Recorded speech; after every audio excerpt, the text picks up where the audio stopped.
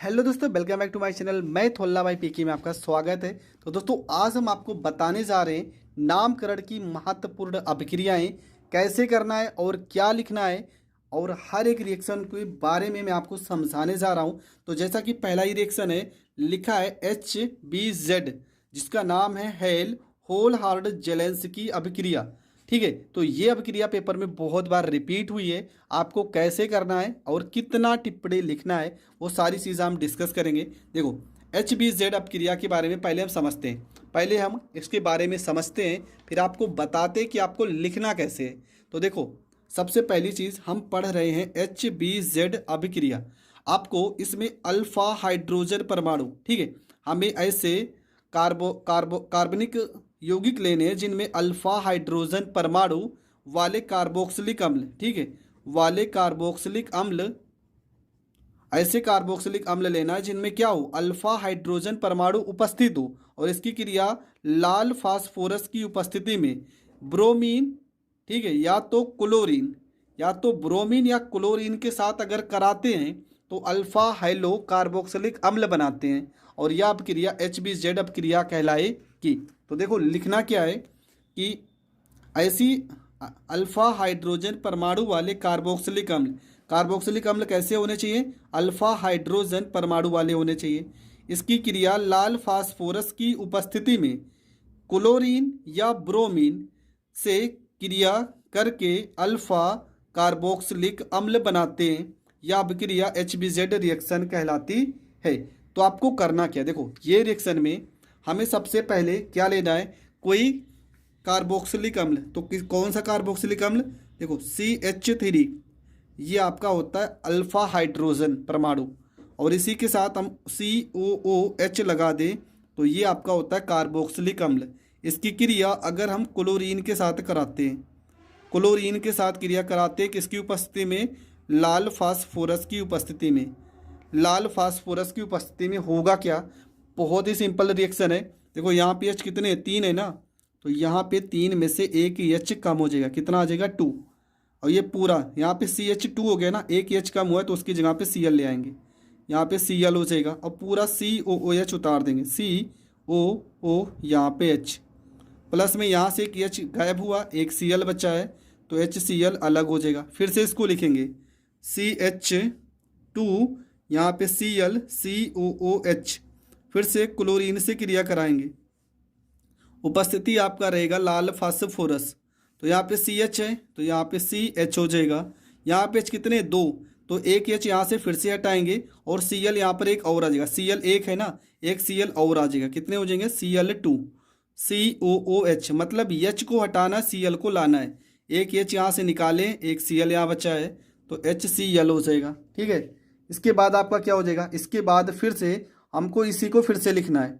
ठीक है, इसी को हमें फिर से लिखना है, इसको फिर से, तो यहाँ पे हो जाएगा CH, और ये आपका हो जाएगा Cl2 COOH, प्लस में फिर से Cl2 से क्रिया लाल फास्फोरस, मतलब रेड फास्फोरस, तो होगा क्या, यहाँ पे C है तो ये C हो जाएगा, H पूरी तरह से हट जाएगा, Cl कितने हो गए, 2 2 4, तो 3 Cl यहाँ पर आ जाएंगे, Cl3 COOH, प्लस में HCl फिर से अलग हो जाएगा।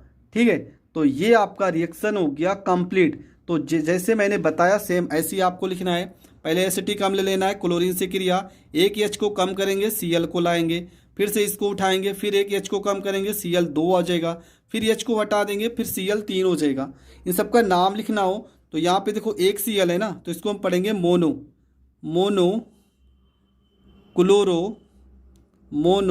क्लोरो एसिटिक अम्ल। ठीक है, और यहाँ पे देखो Cl कितने, 2, तो इसका नाम हो जाएगा डाई क्लोरो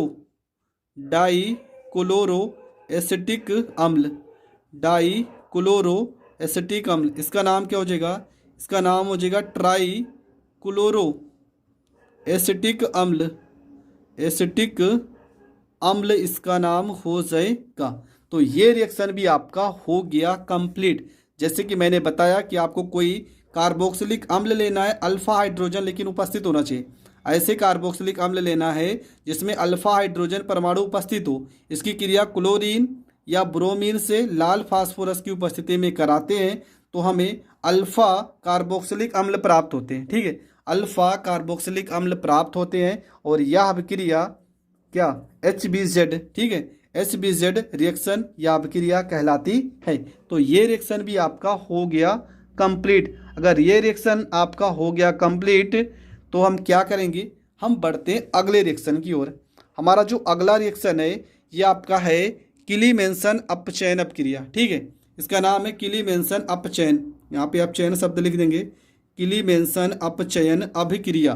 तो इसके बारे में आपको क्या पता होना चाहिए। सबसे पहली चीज़ यहाँ पे इसकी टिप्पणी क्या है कि जब कोई एल्डिहाइड या कीटोन ZnHG, क्या लिखा है, ZnHG व HCl के साथ क्रिया करता है तो उसका अपचयन एल्केन में हो जाता है। यह अभिक्रिया किली-मेंसन अपचयन कहलाती है। देखो कितना सिंपल है, कह रहे हैं कि कोई एल्डिहाइड लेना है, चलो ठीक है, हम लेते हैं कोई एल्डिहाइड। प्रश्न में कह रहे हैं कि आपको एल्डिहाइड क्या होता है, CHO होता है ना, कोई एल्डिहाइड को लेना है और इसका अपचयन का जब भी आए शब्द मतलब हाइड्रोजन से क्रिया करना है। अगर प्रश्न में अपचयन लिखकर आ रहा है तो आप समझ जाना कि हमें हाइड्रोजन से क्रिया करना है। उत्प्रेरक यहाँ पे क्या है, उत्प्रेरक ZnHG और HCl है, ये आपका उत्प्रेरक है। तो कह रहे हैं कि कोई ना कोई एल्केन बनना चाहिए, और यह अभिक्रिया किली-मेंसन अपचयन कहलाता है। देखो कितना सरल भाषा में आपको याद करना है। ऐसे एल्डिहाइड हमें लेने हैं, ठीक है, हमें एल्डिहाइड ऐसे लेने हैं, एल्डिहाइड या कीटोन लेने हैं जिसकी ZnHG और HCl के साथ क्रिया कराने पर क्या प्राप्त होगा, एल्केन प्राप्त होता है। एल्केन प्राप्त होता है। अगर एल्केन प्राप्त होगा तो यह क्रिया किली-मेंसन अपचयन कहलाती है। तो यहाँ पे देखो रिएक्शन लिखा भी है कि जब कोई एल्डिहाइड या कीटोन ZnHG व HCl के साथ क्रिया करता है तो उसका अपचयन एल्केन में हो जाता है। यह अभिक्रिया किली-मेंसन अपचयन कहलाती है। मतलब हम एल्डिहाइड ले लेते हैं CH3CHO, एसिटाल्डिहाइड, अपचयन हो रहा तो यहाँ पे हाइड्रोजन से तो क्रिया होगा ही होगा। उत्प्रेरक आपका क्या है, ZnHG और HCl, ये आपका उत्प्रेरक है। तो देखो होगा क्या, हमारा बनेगा एल्केन। अब कैसे बनेगा एल्केन, देखो C कितने, एक यहाँ पे 2 है ना, तो ये हो जाएगा आपका C2 हो जाएगा। H कितने, 3 और 1 4, यहाँ पे हम 4 से गुणा कर लेते हैं। अब कितने हो गए, 3 1 4 4 8, तो यहाँ पे 6 हो जाएगा। अभी भी 2 H बचा है, 1 O, H2O अलग हो जाएगा। इसका नाम क्या है, तो इसका नाम है आपका एथेन। और एथेन क्या है, एथेन एक आपका एल्केन है। ठीक है, एथेन आपका क्या है, एथेन आपका एल्केन है। तो ये आपका समीकरण मतलब अभिक्रिया पूरी हो गई है। तो ये रिएक्शन भी आपका हो गया कंप्लीट कि जब एसिटाल्डिहाइड का हाइड्रोजन की उपस्थिति में ZnHG और HCl के साथ उपस्थिति में हाइड्रोजन मतलब अपचयन कराते हैं तो कोई ना कोई क्या प्राप्त हो रहा है, एल्केन। यह अभिक्रिया किली-मेंसन अपचयन अभिक्रिया कहलाती है। तो इस रिएक्शन के बारे में आपको इतना लिख देना है, आपको पूरे के पूरे नंबर मिल जाएंगे। अगला रिएक्शन है बी कार्बोक्सिलीकरण। ठीक है, बी कार्बोक्सिलीकरण। देखो इस रिएक्शन के बारे में आपको कैसे याद करना है, लिखा है बी कार्बोक्सिलीकरण। ठीक है, बी कार्बोक्सिलीकरण आपका रिएक्शन है। देखो पहले मैं याद करने का तरीका बता रहा हूँ, फिर आपको लिखना कैसे वो समझा रहा हूँ। सबसे पहले आपको क्या करना है, सबसे पहले यहाँ पर देखो कौन सा शब्द आपको मिल रहा है। तो यहाँ पे मिल रहा है कार्बोक्सिलिक। यहाँ पे आपको कौन सा शब्द मिल रहा है, तो यहाँ पर आपका शब्द मिल रहा है कार्बोक्सिलिक, और इसी शब्द को आपको पकड़ लेना है। तो सबसे पहले हम क्या लिखेंगे, किसी भी कार्बोक्सिलिक अम्ल को उठाते हैं। चलो हम CH3COOH कार्बोक्सिलिक अम्ल की क्रिया उत्प्रेरक में क्या कह रहा कि NaOH प्लस में CaO सोडा लाइम की उपस्थिति में क्रिया कराते हैं। किसी भी कार्बोक्सिलिक अम्ल को सोडा लाइम ब्रैकेट में आप लिख लेना NaOH प्लस CaO के साथ अगर गर्म किया जाता है तो क्या प्राप्त होगा, तो आपका प्राप्त होता है एल्केन। क्या प्राप्त होगा, एल्केन, और कार्बन डाइऑक्साइड गैस मुक्त होगी, और यह अभिक्रिया बी कार्बोक्सिलीकरण कहलाती है। बस इससे ज़्यादा आपको कुछ लिखना ही नहीं है कि जब हम कार्बोक्सिलिक अम्ल को सोडा लाइम ब्रैकेट में आपको लिख देना NaOH प्लस CaO की उपस्थिति में गर्म करते हैं तो एल्केन तो प्राप्त होता है और कार्बन डाइऑक्साइड गैस मुक्त होती है। इस अभिक्रिया को हम बी कार्बोक्सिलीकरण अभिक्रिया कहते हैं। तो देखो यहाँ पे थ्योरी में तो बहुत कुछ लिखा है, आपको सीधा सा लिखना है कि जब कार्बोक्सिलिक अम्ल को सोडा लाइम ब्रैकेट में लिखना है NaOH प्लस CaO के साथ गर्म किया जाता है तो क्या एल्केन प्राप्त होता है और इसमें कार्बन डाइऑक्साइड भी सह उत्पाद के रूप में प्राप्त होगा। यह अभिक्रिया बी कार्बोक्सिलीकरण अभिक्रिया कहलाती है। बस आपको इतना ही लिखना है जितना मैं आपको बता रहा हूँ, ठीक है। तो मैं रिएक्शन करके भी बता दे रहा हूँ। सबसे पहले आपको CH3COOH हम ले लेते हैं किसी न किसी कार्बोक्सिलिक अम्ल को, तो ये आपका हो गया एसिटिक अम्ल। यहाँ पे NaOH प्लस CaO, ठीक है। सोडा लाइम की उपस्थिति में क्या करते हैं, गर्म करते हैं। सोडा लाइम की उपस्थिति में गर्म करेंगे तो यहाँ पे CH3 है, एक H ये है, तो ये आपका क्या हो गया, ये आपका हो गया CH4 और CH4 क्या है, तो ये आपका एल्केन है और इसका नाम क्या है, इसका नाम है मेथेन।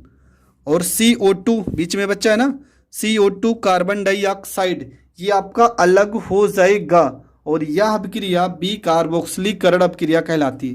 तो पूरा रिएक्शन आप समझ गए। आपको क्या टिप्पणी में लिखना है कि जब कार्बोक्सिलिक अम्ल को सोडा लाइम ब्रैकेट में NaOH प्लस CaO की उपस्थिति में गर्म किया जाता है तो मेथेन प्राप्त होगा, मतलब कि एल्केन प्राप्त होगा। यह अभिक्रिया बी कार्बोक्सिलीकरण अभिक्रिया कहलाती है। तो ये रिएक्शन भी आपको समझ में आ गया होगा। तो आज मैंने 3 रिएक्शन आपको बताए, ये तीनों के तीनों आपको बहुत अच्छे समझ में आ गए होंगे। अगर समझ में आ गए हैं तो वीडियो को ज़्यादा से ज़्यादा लोगों तक ज़रूर शेयर करें और चैनल पर नए हैं तो चैनल को सब्सक्राइब करें। जय हिंद, जय भारत। मिलेंगे नेक्स्ट वीडियो में।